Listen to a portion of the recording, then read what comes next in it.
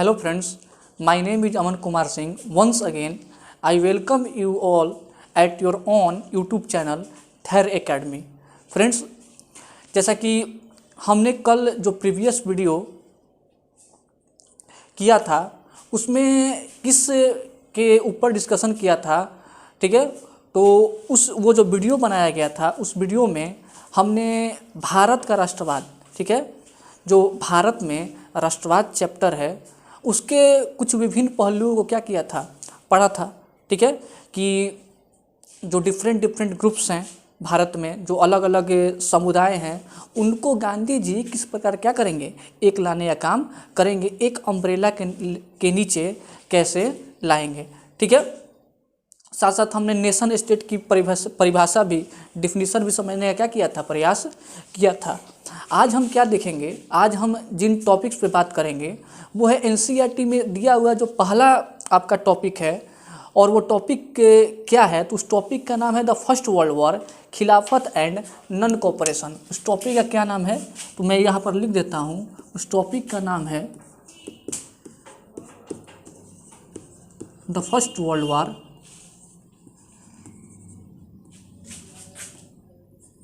खिलाफत, और खिलाफत के साथ साथ क्या दिया हुआ है, खिलाफत के साथ साथ नॉन कोऑपरेशन,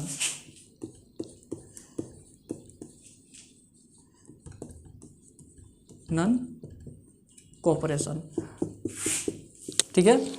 तो आज हमें ये तीन जो टर्म दिए हुए हैं, द फर्स्ट वर्ल्ड वॉर, खिलाफत और नॉन कोऑपरेशन, ठीक है, इसके बारे में क्या करेंगे, समझने का प्रयास करेंगे।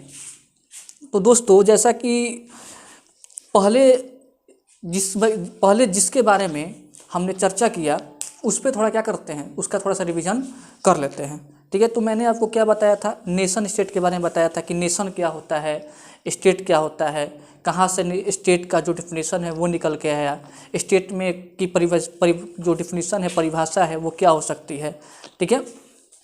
उसके बाद हमने ये भी चर्चा किया था कि हमें इस चैप्टर को गांधीयन फेस से पढ़ना है, मतलब गांधी जी जब साउथ अफ्रीका से चलकर भारत में आते हैं वहाँ से क्या करना है, इस चैप्टर को हमें शुरू करना है, और जब तक भारत को आज़ादी नहीं मिल जाती है तब तक हमें इस चैप्टर को पूरे विस्तार से क्या करना है, पढ़ते रहना है। एक भी इसमें जो टॉपिक होगा वो उसको छोड़ना नहीं है, ठीक है। तो चलिए शुरू करते हैं, ज़्यादा समय नहीं लूँगा मैं।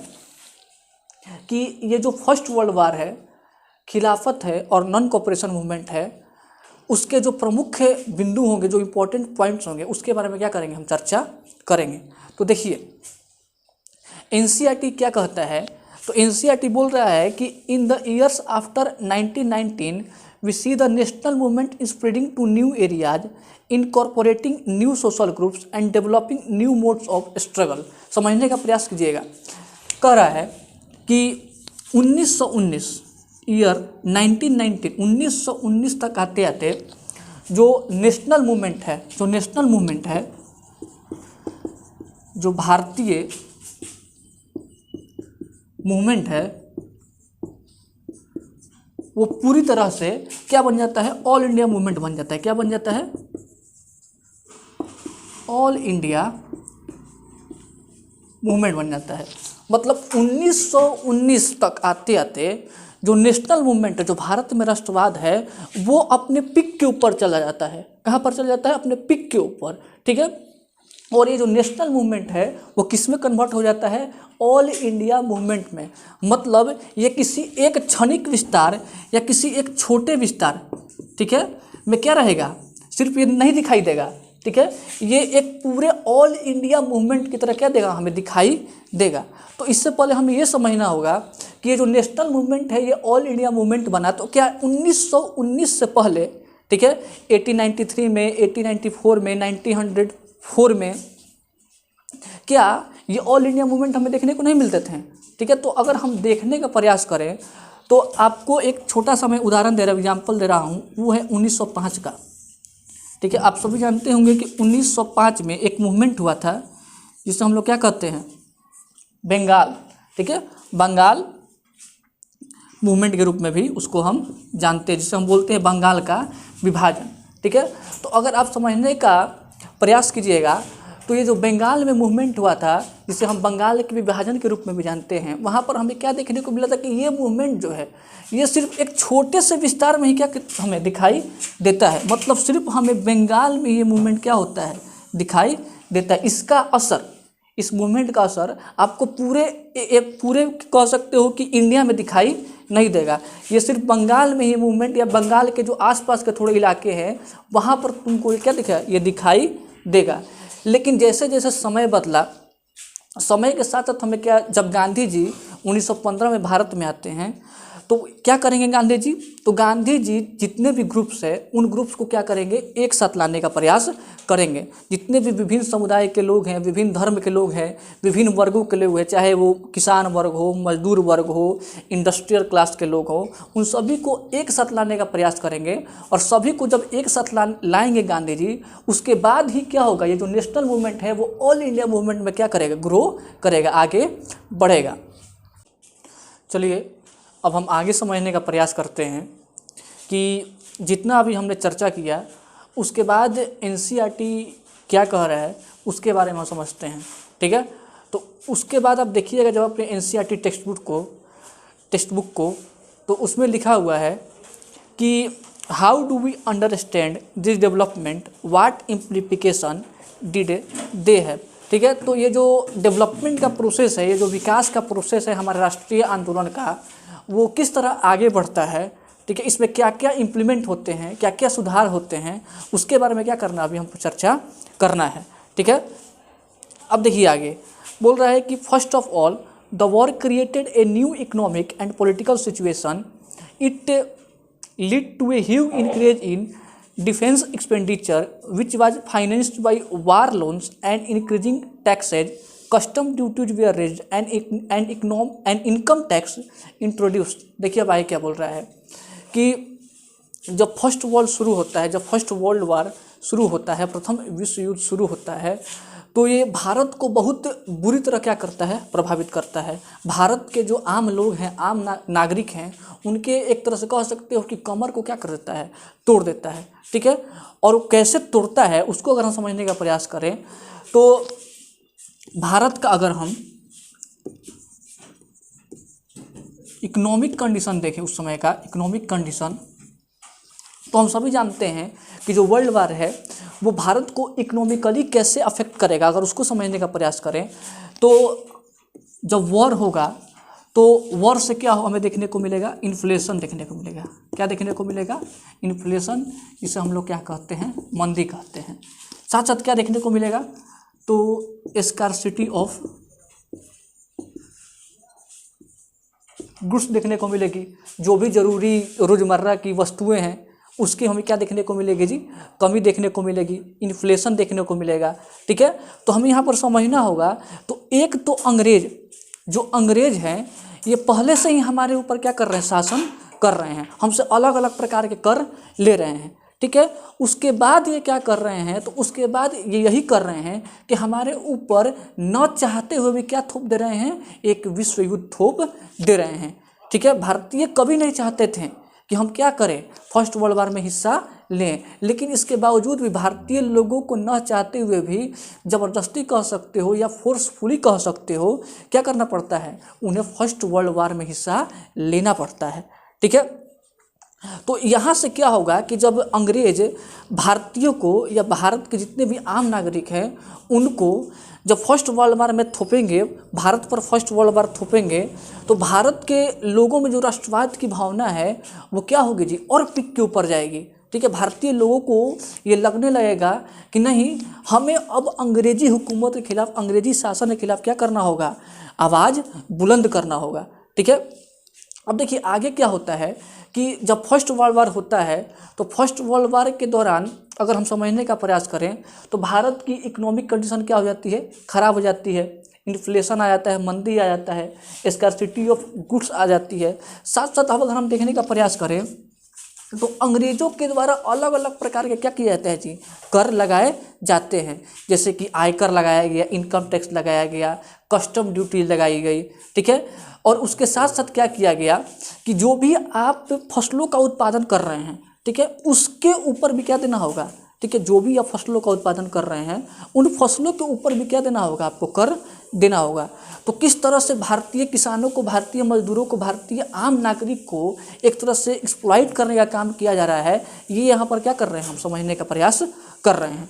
ठीक है, अब आगे क्या कह रहा है, इसको अगर हम समझने का प्रयास करें तो एनसीईआरटी क्या कहता है कि through the war years prices increased doubling between 1913 and 1918, leading to extreme hardship for the common people. Villages were called upon to supply soldiers, and the forced recruitment in rural areas caused widespread anger.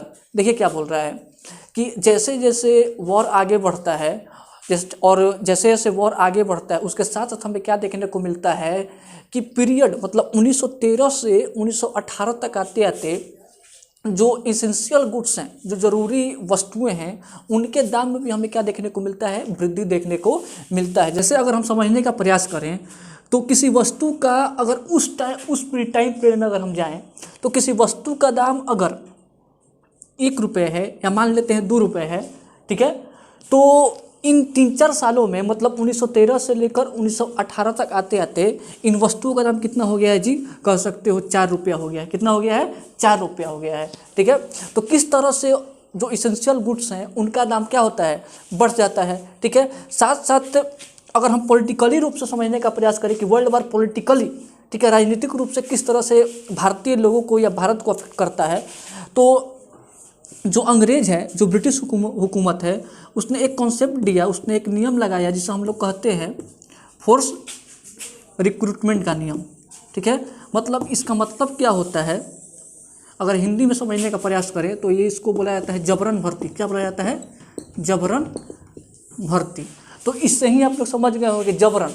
ठीक है, तो जबरन का मतलब क्या होता है कि ज़बरदस्ती, मतलब न चाहते हुए भी फोर्सफुली, बलपूर्वक आपको किसी काम में क्या किया जा रहा है, लगाया जा रहा है। आप नहीं चाहते हैं, आप बिल्कुल नहीं चाहते हैं कि मैं वो काम करूं, लेकिन आपके न चाहते हुए भी क्या किया जा रहा है, आपको बलपूर्वक उस काम में लगाया जा रहा है। तो यही काम यहाँ पर अंग्रेज भी करते हैं। क्या करते हैं अंग्रेज यहाँ पर, तो भारतीय लोगों के बिल्कुल विपरीत, मतलब भारतीय लोगों के न चाहते हुए भी उन्हें क्या किया जाता है, तो अंग्रेजी सेना में क्या किया जाता है, भर्ती किया जाता है, भर्ती करवाया जाता है और उनको फोर्सफुली फर्स्ट वर्ल्ड वार में लड़ने के लिए भेजा जाता है। ठीक है, भारतीय लोग मतलब 1% भी इच्छा नहीं रखते थे कि हम ब्रिटिश सेना में शामिल होकर या ब्रिटिशर्स के लिए क्या करें, फर्स्ट वर्ल्ड वार में भाग ले, क्योंकि भारत पहले ही से ही कह सकते हो कि ब्रिटिशर्स का मार झेल रहे थे अनेकों प्रकार से। ऊपर से अलग अलग प्रकार के कर लगाकर क्या किया था ब्रिटिशर्स ने, भारतीय लोगों को एक तरह से एक्सप्लॉइट करने का काम किया था। ऊपर से देख रहे हैं कि हम फोर्स रिक्रूटमेंट कर दिया गया, जबरन भर्ती कर दिया गया। तो यहाँ पर कभी भी जो भारतीय नागरिक हैं वो तैयार होंगे कि नहीं हम ब्रिटिशर्स के लिए क्या रहेंगे, ब्रिटिशर्स के लिए फर्स्ट वर्ल्ड वार में भाग लेंगे, कभी नहीं तैयार होंगे। ठीक है, तो ये हमें देखने को मिलता है कि इकोनॉमिकली और पॉलिटिकली किस तरह से फर्स्ट वर्ल्ड वार क्या करता है, भारत को अफेक्ट करने का काम करता है। तो इकोनॉमिकली समझने का प्रयास करें तो मंदी देखने को मिलेगा, स्कार्सिटी ऑफ गुड्स देखने को मिलेगा, गुड्स एंड सर्विसेज भी कह सकते हो, scarcity of goods and services आपको देखने को मिलेगा। अगर हम पॉलिटिकली समझने का प्रयास करें तो ब्रिटिश गवर्नमेंट के द्वारा एक कॉन्सेप्ट दिया गया और वो कॉन्सेप्ट क्या है, फोर्स रिक्रूटमेंट का, मतलब जबरन भर्ती का, मतलब न चाहते हुए भी आपको ब्रिटिश के सेना में शामिल होना है और उनके लिए फर्स्ट वर्ल्ड वार क्या करना है, युद्ध लड़ना है। ठीक है, और मुझे लगता है कि आप यहाँ तक समझ गए होंगे। आगे क्या होता है उसके बारे में अगर हम समझने का प्रयास करें तो एनसीईआरटी में दिया हुआ है कि then in 1918 to 1920 crops failed in many parts of India, resulting in acute shortage of food. This was accompanied by an influenza epidemic. अब आगे क्या बोल रहा है कि भारतीय लोग या भारत के जो निवासी है ये इतना तो मार झेल ही रहे हैं, इसके बाद भी क्या हुआ है, अभी जो परेशानियां हैं वो कठिनाइयां हैं ख़त्म नहीं हुई है। उसके बाद हमें क्या देखने को मिलता है, तो क्रॉप फेलियर कह सकते हो कि क्रॉप फेलियर देखने को मिलता है। क्या देखने को मिलता है, क्रॉप फेलियर देखने को मिलता है। क्रॉप फेलियर के साथ साथ क्या देखने को मिलता है, तो इन्फ्लुएंजा एक बीमारी भी आ जाती है, ठीक है। जो आज कोरोना आया हुआ है तो उस समय के लिए मान सकते हो कि वो क्या था, एक छोटा सा कोरोना था, ठीक है। तो क्रॉप फेलियर देखने को मिला। क्रॉप फेलियर के साथ साथ हमें इन्फ्लुएंजा जैसी महामारी देखने को मिलती है। अब इस क्रॉप फेलियर, इन्फ्लुएंजा, ठीक है, साथ साथ जबरन भर्ती होकर विश्व युद्ध में लड़ने के लिए जाना, शॉर्टेज ऑफ फूड, ठीक है। जब क्रॉप फेलियर होगा तो क्रॉप फेलियर के कारण जब फसल खराब हो जाएगी, और जब फसल खराब हो जाएगी और फसल खराब होने के कारण क्या होगा, तो शॉर्टेज ऑफ फूड देखने को मिलेगा। और शॉर्टेज ऑफ फूड होगा, जब फसलों में की कमी होगी तो क्या होगी जी, भुखमरी फैलेगी। और जब भुखमरी फैलेगी तो क्या होंगे, बहुत सारे लोग मारे जाएंगे, ठीक है। इन्फ्लुएंजा फैलेगा, ठीक है, तो इन्फ्लुएंजा फैलेगा तो उसमें भी क्या होंगे, बहुत सारे लोग मारे जाएंगे। उसके बाद क्या होता है कि ये सभी जब परेशानियाँ जैसे जैसे आगे बढ़ती हैं तो हमें देखने को क्या मिलता है कि इन सभी एपिडेमिक के चलते लगभग अगर तुम देखने का प्रयास करो अपने बुक में, तो 1.2 to 1.3 करोड़ लोग इस एपिडेमिक के चलते क्या होते हैं, मारे जाते हैं। मतलब 1.2 to 1.3 करोड़ लोग इस एपिडेमिक के चलते क्या हो जाते हैं जी, मारे जाते हैं। किस एपिडेमिक के चलते, तो क्रॉप फेलियर का क्या होगा, शॉर्टेज ऑफ फूड हो जाएगा। इन्फ्लुएंजा बीमारी के चलते भारतीय लोगों को जबरन भेजा गया लड़ने के लिए, इसके चलते, ठीक है। तो इन सभी के चलते होता क्या है कि बहुत सारे लोग लगभग 1.2 to 1.3 करोड़ लोग क्या हो जाते हैं, मारे जाते हैं। अब आगे देखते हैं कि एनसीईआरटी में क्या दिया हुआ है। तो एनसीईआरटी में यही दिया हुआ है कि people hope that their hardship would end after the war was over, but that did not happen. At this stage, a new leader appeared and suggested a new mode of struggle.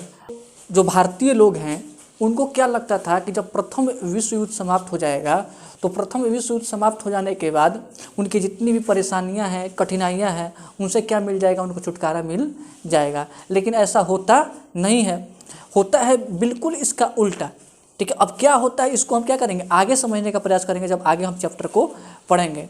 तो कह सकते हो कि 1914 से लेकर लगभग 1914 से लेकर ये जो 1914 से लेकर ये जो 1920 का टाइम है, ये इंडियन पीपल के लिए एक बहुत ही हार्डशिप का समय है।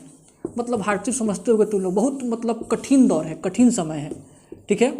और इस समय, इस कठिन दौर में हमें क्या क्या देखने को मिला जी, तो देखने को मिला कि हमें क्या किया गया, तो पहला चीज़ ये किया गया कि हमें फर्स्ट वर्ल्ड वार में ज़बरदस्ती क्या किया गया है, शामिल करा लिया गया है। न चाहते हुए भी हमें क्या हुआ, फर्स्ट वर्ल्ड वार में शामिल हुए हैं। अब इस फर्स्ट वर्ल्ड वार हुआ उसका अफेक्ट क्या पड़ा, तो इकोनॉमिकली और जो भी पॉलिटिकली जो इफेक्ट पड़ा उसको हमने क्या किया, समझने का प्रयास किया। कर को बढ़ा दिया गया, इनकम टैक्स लागू किया गया, कस्टम ड्यूटीज को बढ़ा दिया गया, ठीक है, रेवेन्यू कलेक्ट किया जाने लगा। ये सभी चीज़ क्या किया जाने, कलेक्ट किए जाने लगे। हमने आगे पढ़ा कि शॉर्टेज ऑफ फूड भी दिखाई दिया और अनाजों की कमी हमें क्यों दिखाई दी, खाद्य सामग्री की हमें कमी क्यों दिखाई दी, तो क्या हुआ, तो फसल खराब हो गया, ठीक है। उसके बाद हम क्या देखते हैं, तो इन्फ्लुएंजा जैसी बीमारी आती है। और इन सभी चीज़ों से क्या होता है, तो हम आगे क्या देखते हैं कि लगभग 1.2 to 1.3 करोड़ लोग इन सभी चीज़ों से क्या होते हैं, मारे जाते हैं। तो कह सकते हो कि 1914 से लेकर जो लगभग 1920 का टाइम पीरियड है, ये भारतीय लोगों के लिए बहुत ही क्या है, कठिन दौर है। और मैंने समझाया आपको कि ये कठिन दौर क्यों है, यही सब आपको क्या करना होगा, वहाँ पर लिखना होगा या बताना होगा अपने एग्जाम में। अब आगे हम समझने का प्रयास करते हैं कि ये जो हार्डशिप का समय है, इन हार्डशिप के समय में जब वर्ल्ड वार अपने ख़त्म होने के कगार पे था, तो जो भारतीय आंदोलन है, जो नेशनल मूवमेंट है, वो और आगे बढ़ रहा था और पीक पे जा रहा था, ठीक है। तो भारतीय राष्ट्रवाद नेशनल मूवमेंट आगे तो बढ़ रहा था, लेकिन एक जो सही डायरेक्शन होनी चाहिए, एक जो सही दिशा होनी चाहिए, उसको सही दिशा नहीं मिल रही थी, उसको एक सही कह सकते हो नेतृत्व नहीं मिल रहा था, ठीक है।